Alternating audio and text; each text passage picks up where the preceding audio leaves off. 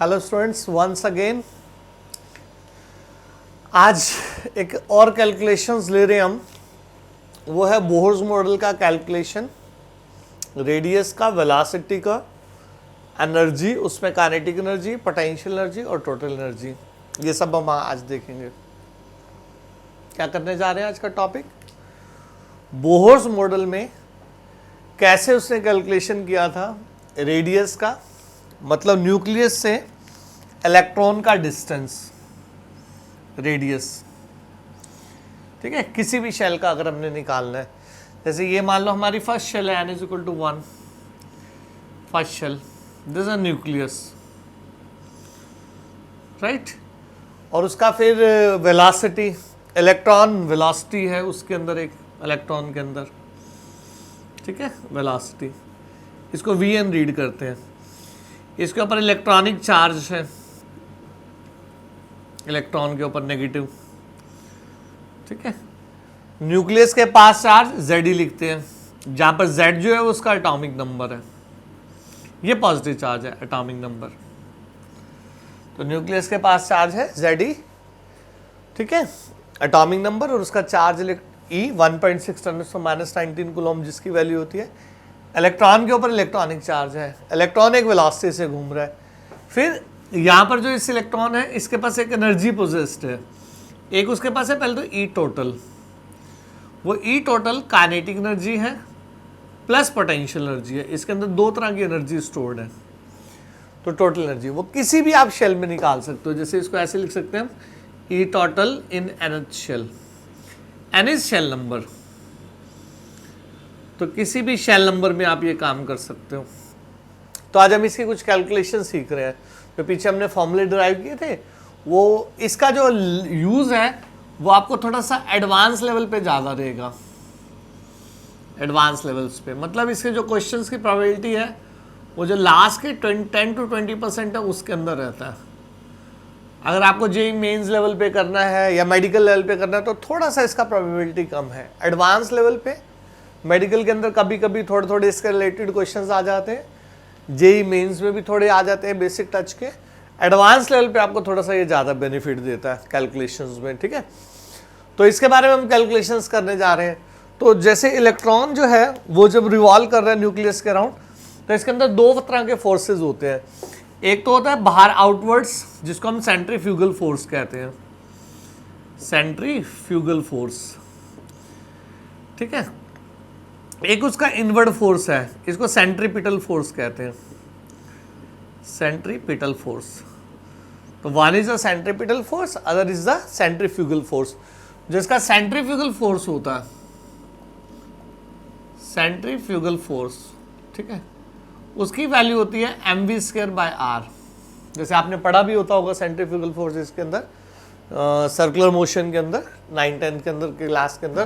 तो जो centrifugal force होता है उसकी वैल्यू क्या होती है, mv²/r, ठीक है।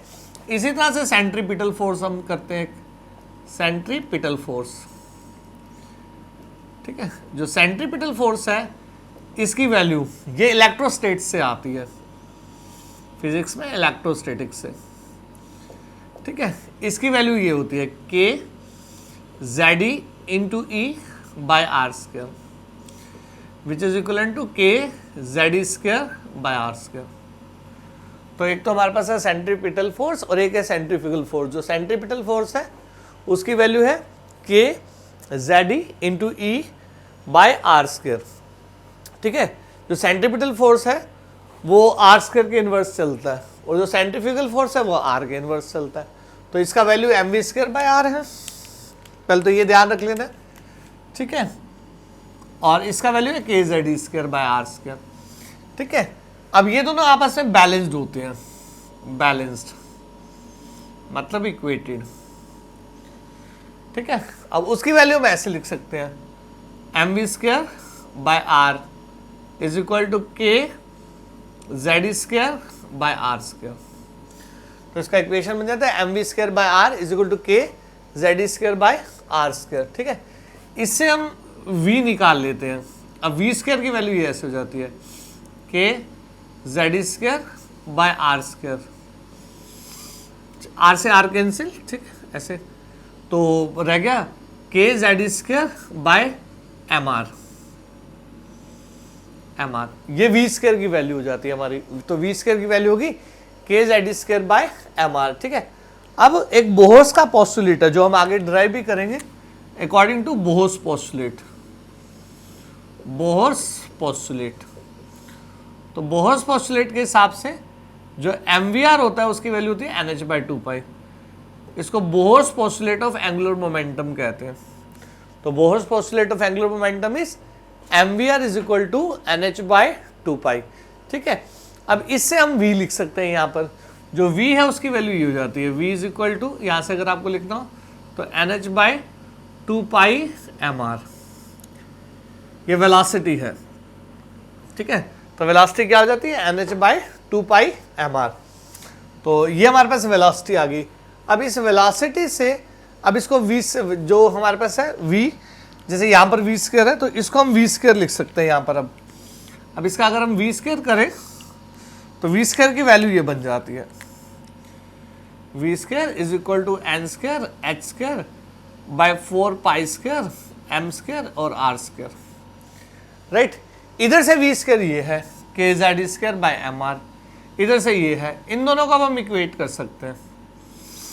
राइट, अब ये r, इसको रेडियस ऑफ NH शेल कहते हैं, इसको n भी लिख सकते हैं ऐसे। ठीक है, तो अब हमारी इक्वेशन होगी K Z square by M R is equal to, ठीक है, n square by h square by 4π square m square और r स्क्वायर।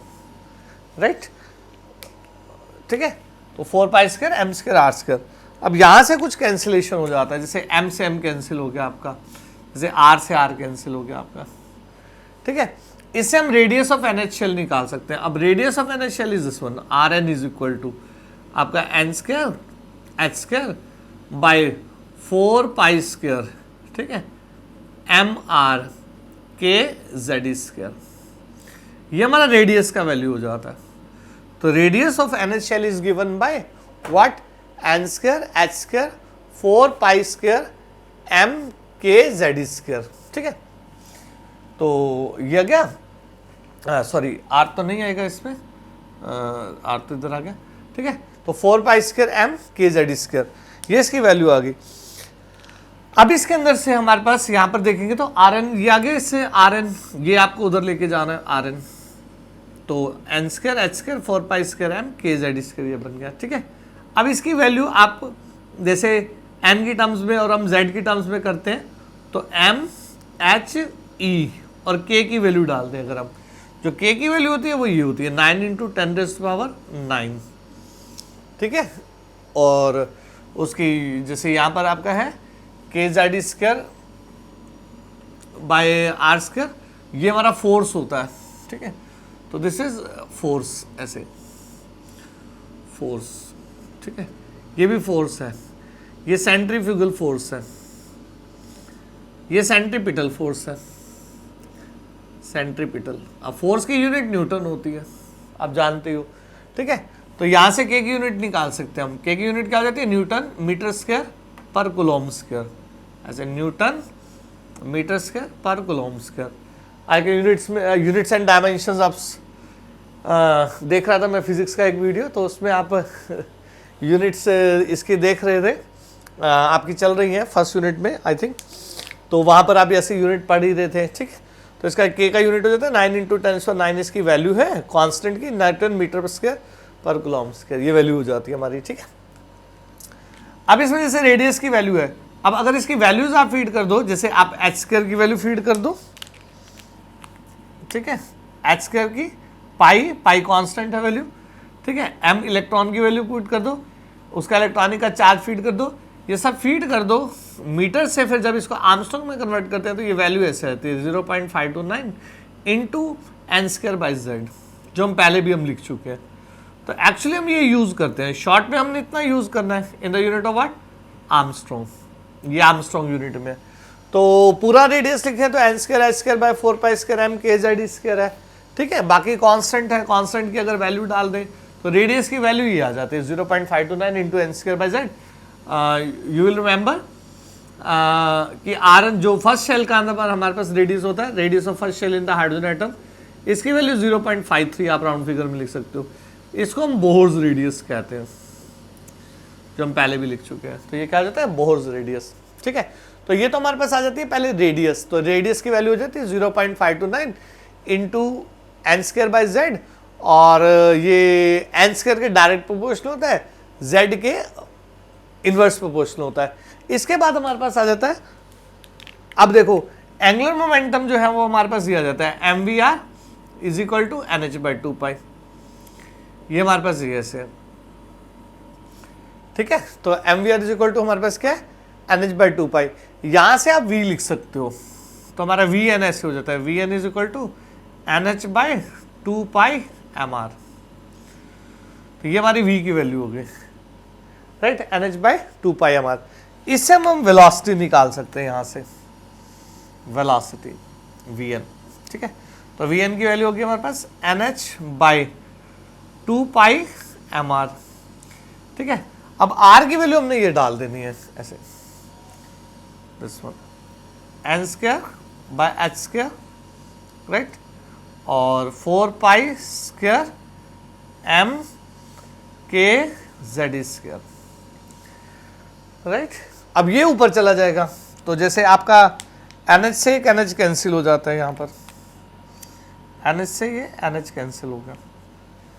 ठीक है, अब ये वैल्यू आपकी रहेगी 4 pi square M K Z square, ठीक है, डिवाइडेड बाय 2 पाई एम, ऐसे, राइट। या यहाँ भी कैंसिल कर सकते हो, वो जैसे भी आपका दिल करे। ठीक है, तो ये पाई से एक पाई कैंसिल हो गया, एम से एम कैंसिल हो गया, तो इसकी वैल्यू आपके पास आ गई 4 पाई के जेड स्क्वायर बाय 2, 2 से 2 कैंसिल हो गया, सॉरी, तो 2 रह गया ऐसे।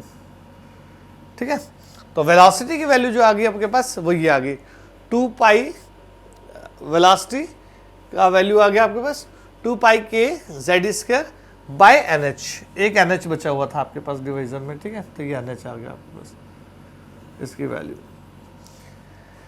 ठीक है, अब ये तो इसकी वैल्यू है, फिर इसको लेना हो तो आप ऐसे ले सकते हो, लाइक दिस वन।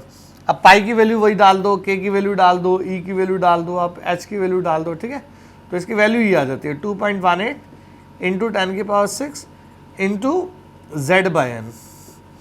मेन आपको ज़्यादा यूज़ ये होता है कैलकुलेशंस का, तो इसका प्रोपोर्शनलिटी का भी खास ध्यान रखना होता है कि ये जेड बाई एन है, जो वेलोसिटी है वो z के तो डायरेक्ट प्रोपोर्शनल है, n के इनवर्स प्रोपोर्शनल है, जबकि रेडियस जो होता है वो n स्क्वायर और बाई z होता है, मतलब डायरेक्टली प्रोपोर्शनल n स्क्वायर है बाई z। ठीक है, तो z in the unit of हमारे पास था मीटर पर सेकेंड। जैसे अगर आप वेलोसिटी फर्स्ट शेल में हाइड्रोजन एटम के लिए अप्लाई करो, तो इसकी जो वैल्यू होती है वो ये वैल्यू होती है 2.18। अब 2.18 इंटू 10 की पावर 6, इसको 3 इंटू 10⁸ से मीटर पर सेकेंड से डिवाइड करें, तो ये नियरली 1/137 टाइम्स ऑफ लाइट हो जाती है। तो जब काफ़ी इंपॉर्टेंट क्वेश्चन होता है, ऑब्जेक्टिव में पूछ लेते हैं velocity in the first shell, तो ये आपका रेडियस आ जाता है, इधर से वेलोसिटी का डेरिवेशन हो जाता है। ठीक है, तो रेडियस और वेलोसिटी के बाद उसके बाद हमारे पास कंसेप्ट आता है एनर्जी का। ठीक है, अब वो एनर्जी के लिए मैं यहाँ कर देता हूँ एनर्जी En। ठीक है, जो हमारे पास टोटल एनर्जी होती है वो होती है kinetic energy plus potential energy. ठीक है, तो total energy kinetic energy plus potential energy. अब काइनेटिक एनर्जी को हम ऐसे लिख सकते हैं half M V square, half M V square, और जो पोटेंशियल एनर्जी होती है वो ये होती है minus is equal to minus K Z square by R. ठीक है, minus K Z square by are, वो यहाँ से आ जाती है minus K Z square by R, Z E और इंटू ई, ठीक है, जेड ई इंटू ई, तो minus K Z E square by R. ठीक है, वो यहाँ पर है। तो पोटेंशियल एनर्जी हम नेगेटिव में लेते हैं। ठीक है, ऊपर जाते हैं तो पोटेंशियल एनर्जी क्या करती है, जो पिछले लेक्चर में हमने किया था, जैसे आप शेल के ऊपर जाते हो तो पोटेंशियल एनर्जी आपकी क्या करती रहती है, इंक्रीज। शेल के अंदर हम नेगेटिव लेते हैं। अब काइनेटिक एनर्जी अब हमारे पास M V, half M V square है। ठीक है, इधर से हमारे पास ये रिलेशन था, यू रिमेंबर है, half M V square R is equal to K Z square by R square. ठीक है, तो यहां से हम एम वी स्क्वायर लिख सकते हैं, तो M V square is equal to K Z square by R. तो एम वी स्क्वायर की वैल्यू यूज होती है K Z square by R, ठीक है। तो अभी अब इसको हाफ, इसी को यहां पर मैं ऐसे भी लिख सकता हूं, half M V square which is equal to kinetic energy is equal to half K Z square by R, this is kinetic energy, right. तो M V square is equal to K Z square by R, तो दोनों side मैंने half कर दिया, तो kinetic energy की value ये हो गई, ठीक है। अब पोटेंशियल एनर्जी की वैल्यू ये है, this is your potential energy, potential energy, ठीक है। तो पोटेंशियल एनर्जी दिस वन, अब प्लस इसमें मैं अगर काइनेटिक एनर्जी जोड़ दूं, प्लस काइनेटिक एनर्जी, तो काइनेटिक एनर्जी की वैल्यू क्या हो गई आपकी, यूएस इसको ऐसे लिख सकते हैं के Z square bye 2r, right. ये अब हमारी टोटल एनर्जी बन जाती है, ई टोटल, ई टोटल। अब ई टोटल की वैल्यू लिखे तो वो हमारे पास ये रह जाती है माइनस के जेड स्क्वायर, ये कॉमन आ गया, बाय 2r, राइट। तो पीछे भी हमने इसका रिलेशन किया था, जैसे अब ये और ये है, इसमें हाफ का रिलेशन है काइनेटिक एनर्जी में, ठीक है। और potential energy this one, potential energy ये हमारे पास होगी काइनेटिक एनर्जी, ये होगी टोटल एनर्जी। तो पोटेंशियल एनर्जी जो है वो टोटल एनर्जी का डबल होती है, जैसे हमने पीछे लिखा था, जैसे फर्स्ट शेल में अगर आप करो तो मान लो ये -13.6 इलेक्ट्रॉन वोल्ट है पर एटम, राइट। तो इसकी वैल्यू लिखते हैं -27.16, 27.2 इलेक्ट्रॉन वोल्ट में। इसकी वैल्यू आप याद करना चाहो, इससे आप भूलोगे नहीं, 13.6 इलेक्ट्रॉन वोल्ट प्लस में। तो first shell of hydrogen atom में इसको हम 1 हार्ट्री भी बोलते हैं, जो पहले भी हमने किया था, 1 हार्ट्री, ठीक है। तो पोटेंशियल एनर्जी जो है वो तो हमारे पास है -27.2, ठीक है, ये इसके डबल है, ये रिलेशन खास आपको ध्यान रखना है। और जो काइनेटिक एनर्जी है वो हमारे पास, जो टोटल एनर्जी है इसके रिवर्स साइन के अंदर होती है। फिर जो भी आप रिलेशन बना सको, अगर आपको फॉर्मूला याद नहीं आता तो वैल्यू से अच्छे से ध्यान रख सकते हो। Total energy is -13.6 electron volt, kinetic energy is +13.6 electron volt, और जो हमारे पास पोटेंशियल एनर्जी है वो -27.2 इलेक्ट्रॉन वोल्ट, माइनस के अंदर उसका डबल है। फिर जैसे आपको बताया था पिछले लेक्चर में, अगर काइनेटिक एनर्जी है तो ऊपर जाते हैं तो डिक्रीज करती जाती है, जबकि टोटल एनर्जी या पोटेंशियल एनर्जी जो है वो क्या करती जाती है, इंक्रीज, ठीक है। तो काइनेटिक एनर्जी या फिर ई टोटल ये तो करती है, काइनेटिक एनर्जी तो करती है डिक्रीज, और ई टोटल या पोटेंशियल एनर्जी जो है ये क्या करती है, increase, with the increase in the shell number, right. अच्छा, इधर से अब आपको लास्ट में EN निकालना होता है। अब EN की वैल्यू आपके पास ये आ गई, ई टोटल की दिस वन। अब इसके अंदर R की वैल्यू बस आपको फीड करनी है, तो ये वैल्यू हो जाती है -k Z square divided by 2r। अब R की वैल्यू यहां पर है आपके पास, ठीक है। तो n स्क्वायर h स्क्वायर, ठीक है, बाय 4 पाई स्क्वायर m और k जेड स्क्वायर, राइट। ये आपके पास रेडियस की वैल्यू थी। अब यहां से आप इसकी ई टोटल निकाल सकते हो, ठीक है। ये हमारे पास ई टोटल बन जाती है, जो पहले भी हम एक बार लिख चुके हैं। तो ई टोटल जो होती है वो हमारे पास बन जाती है -2 pi square me4 by n square h square. यहां से अगर आप लिखो, मैं तो यहां लिख देता हूं, तो En is equal to minus, बाकी आप कैंसिलेशन कर लेना, 2 pi square me4 k square by n square h square. This is important formula, ये सब ऑब्जेक्टिव में फॉर्मूले सब यूज होते रहते हैं। तो जो En होता है वो हमारे पास बन जाता है यहां से -2 पाई स्क्वायर, आप यहाँ कैंसिल कर लेना ऊपर ले जा करके, तो -2 पाई स्क्वायर me4, ठीक है, k square into Z square, साथ में सॉरी एक जेड स्क्वायर है क्या, जेड और जेड इंटू जेड स्क्वायर, ठीक है, by N square H square. तो ये इंपॉर्टेंट फॉर्मूला है, ये सब थोड़े थोड़े फॉर्मूले यूज होते रहते हैं ऑब्जेक्टिव के अंदर। तो ये हमारे पास ई टोटल आ जाती है। तो ये हमारे पास सारा एक एनर्जी का कैलकुलेशन रेडियस का और वेलोसिटी का रहता है। तो ये आप थोड़ा सा आराम से अच्छे से कर लेना। फिर 2 मिनट का रिवीजन कर सकते हैं इसके अंदर हम, ठीक है। वो रिवीजन क्या है, सबसे पहले तो यहां से स्टार्ट करना। न्यूक्लियस है, उसका पॉजिटिवली चार्ज है हमारे पास, ठीक है। उसके पास इलेक्ट्रॉन चार्ज कितना है, पॉजिटिव Zi। इलेक्ट्रॉन के ऊपर चार्ज क्या है, नेगेटिवली। इलेक्ट्रॉन एक वेलोसिटी किससे घूम रहा है, Vn। उसका डिस्टेंस न्यूक्लियस से क्या है, रेडियस क्या है, Rn, उसको Rn से रिप्रेजेंट करते हैं। अब इलेक्ट्रॉन के ऊपर 2 तरह के फोर्सेस लगे हुए हैं, एक सेंट्रीपिटल और एक सेंट्रीफ्यूगल। सेंट्रीफ्यूगल आउटवर्ड्स होता है, सेंट्रीपिटल इनवर्ड्स होता है, ठीक है। जो और इलेक्ट्रॉन के पास टोटल एनर्जी है वो kinetic energy plus potential energy होती है हमारे पास, ठीक है। अब फिर जो सेंट्रीफ्यूगल फोर्स होता है उसकी वैल्यू ये रहती है mv²/r। जो सेंट्रीपिटल होता है, ये सेंट्रीफ्यूगल फोर्स सर्कुलर मोशन से आता है, ये आपने ध्यान रख लेना, ठीक है। सर्कुलर मोशन, अगर किसी को याद ना हो तो अपना सर्कुलर मोशन पढ़ लो। सर्कुलर मोशन की अंदर से वैल्यू इसकी निकाल सकते हैं, वो हमारी हो जाती है अभी बस हाफ mv²/r। और जो सेंट्रीपिटल है ये इलेक्ट्रोस्टेट से आता है, वो वैल्यू हो जाती है kZ²/r²। यहाँ से हमारा v² निकल जाता है, जिसकी वैल्यू हो जाती है kZ²/mr, ठीक है।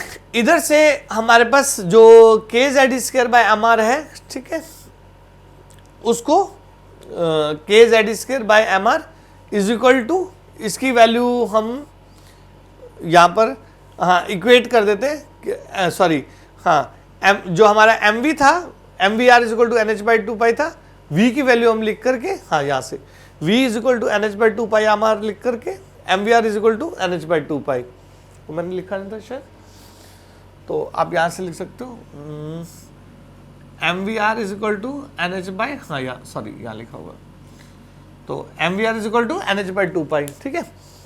यहां से हम v की वैल्यू निकाल लेते हैं nh/2π mr, rn लिख देते हैं, तो उससे v² निकल जाता है n²h²/4π² m²r²। जब v निकल गया यहां से, अब उससे हम रेडियस निकाल लेते हैं यहां से r की वैल्यू, ठीक है। तो वहां हम लिख सकते हैं mv² is equal to kZ²/r, half mv² is kinetic energy, half kz, ठीक है। यहाँ से रेडियस का वैल्यू आ जाता है n²h²/4π² mkz²। रेडियस का वैल्यू जो है वो 0.529 इंटू n²/z आर्मस्ट्रॉन्ग, रेडियस की वैल्यू 0.53 आर्मस्ट्रॉन्ग, ठीक है। ये स्टेप ध्यान से कर लेना, ठीक है। इधर से mvr is equal to nh/2π था हमारे पास, ठीक है। उसके बाद vn आप कैलकुलेट कर लेना, वो सारे स्टेप वही है सब, ठीक है। तो हम vn निकाल लेते हैं, vn की वैल्यू हमारी ये आ जाती है, उसकी वैल्यू ये है, फर्स्ट शेल के लिए हमने किया ही था सारा, ठीक है। और फिर टोटल एनर्जी जो होती है वो हमारी kinetic energy plus potential energy होती है। काइनेटिक एनर्जी हमारी हाफ mv² होती है, पोटेंशियल हमारी माइनस kZ²/r होती है, ठीक है, Z²/r होती है। जो काइनेटिक एनर्जी है वो बन जाती है kZ²/2r। टोटल एनर्जी हमारी होती है माइनस kZ²/2r, ठीक है। तो ये थोड़ा सा वैल्यूज ध्यान रख लेना, 1 हाइड्री वो डबल होती है, ठीक है। इसकी वैल्यू प्लस में है, इसकी माइनस में है, इसकी माइनस में है। काइनेटिक एनर्जी डिक्रीज होती है, टोटल या पोटेंशियल एनर्जी इंक्रीज होती है, वो जैसे आपको सारा पढ़ाया गया था। और फिर En का ये स्टेप ध्यान रखना, -2π² me4 k²z²/n²h², ये सब यूज होते रहते हैं, ठीक है। और वैसे इसके अलावा एक टाइम पीरियड भी यूज होता है, टाइम पीरियड इज 2πr/v, ठीक है।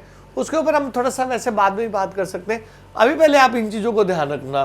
बोर्स मॉडल में calculation of radius, velocity, energy, kinetic energy, potential energy और इनके रिलेशंस, ठीक है। तो एंजॉय दिस, अच्छे से इनको स्टडी करो, पढ़ो, और इनके नोट्स तो आप बना ही रहे हो काफ़ी सारे बच्चे, तो वो ध्यान से स्टेप लिख करके, थोड़ा सा इसमें है, थोड़ा ध्यान से स्टेप्स आप करना, थोड़ा नोट्स बना करके लिखोगे तो फिर धीरे धीरे इसकी प्रैक्टिस हो जाती है, वो याद हो जाता है। हालांकि डेरिवेशंस का उतना यूज़ नहीं है आपके लिए जो मेन यूज़ है वहाँ पर ये इनके रिलेशंस का ही है। रिलेशन सारे न्यूमेरिकल ज़्यादातर रिलेशन में चलते हैं। कहीं कहीं ऑब्जेक्टिव के अंदर आपसे ऐसे पूछ लेते हैं कि जैसे टोटल एनर्जी क्या है या पोटेंशियल एनर्जी क्या है, खास करके ये टोटल एनर्जी का एक आधा फॉर्मूला यहाँ से ऑब्जेक्टिव में डाल दिया, ठीक है। इस तरह से डाल दिया कि वेलोसिटी z/n से कैसे रिलेटेड है, z² n² है या n² z है, रेडियस कैसी है n² z में, या z² n है या nz है, वो इस तरह से पूछते जाते हैं प्रॉब्लम्स में, ठीक है। इसी तरह से रेडियस में जैसे वेलोसिटी में हो गया, एनर्जी में पूछ लिया कि वो z से कैसे रिलेटेड है, वो z से डायरेक्ट रिलेटेड है, स्क्वायर से रिलेटेड है, इनवर्स से रिलेटेड है, तो energy is direct related to Z square by N square. जैसे वो यहां पर भी आप कर सकते हो, En इसकी जैसे वैल्यूज डाले सारी तो वो ये आ जाती है -13.6, ठीक है, इंटू जेड स्क्वायर, ये जेड स्क्वायर आपका बाय एन स्क्वायर, ऐसे by N square. Main value आपके लिए इसके लिए इलेक्ट्रॉन वोल्ट पर एटम की यूनिट में, वो सारी आप यूनिट्स सारी वैल्यूज डाल करके ये इलेक्ट्रॉन वोल्ट पर एटम में निकाल सकते हो। ऐसा यूनिट यूज करते हो तो पहले जूल्स में आ जाएगा, ठीक है, और उसको फिर आगे इलेक्ट्रॉन वोल्ट पर एटम में कन्वर्ट कर लेना। अगर आपको कोई बात नहीं पता चलती तो पूछ भी लेना बाद में, ठीक है। तो ज्यादा तो आपके लिए डाटास का वैल्यूज होता है, तो इसको देखना आप एनर्जी कैलकुलेशंस, ठीक है।